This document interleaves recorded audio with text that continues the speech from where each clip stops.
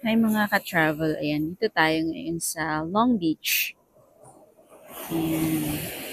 So medyo, kahapon kasi merong low pressure.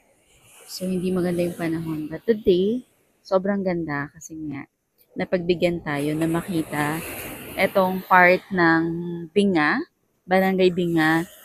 Um, yung beach ay kasama siya dun sa Long Beach ng San Vicente. At ito ay nasa Long Beach, nasa northern part siya ng Long Beach. Sa Lumabong. Lumabong Beach. Yan. At syempre, kitang-kita din dito yung mga islets. Yan. Hindi lang kasi ganun talaga kaganda yung aking camera, no? Pero try natin na i-zoom. Konti. Ayan. So, yun yung mga kaharap niya na islets. Ayan. Ayan. Ayan.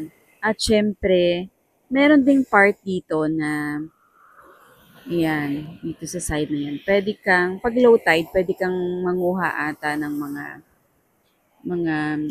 halamang dagat, mga seashells yan.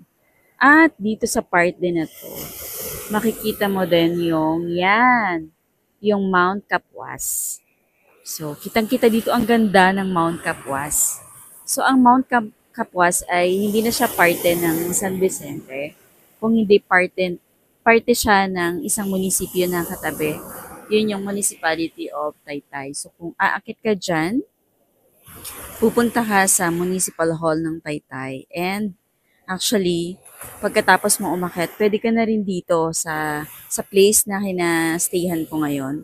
Pwede ka ditong mag-camp.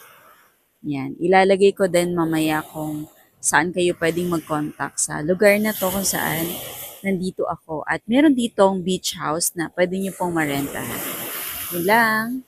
Thank you mga ka-travel.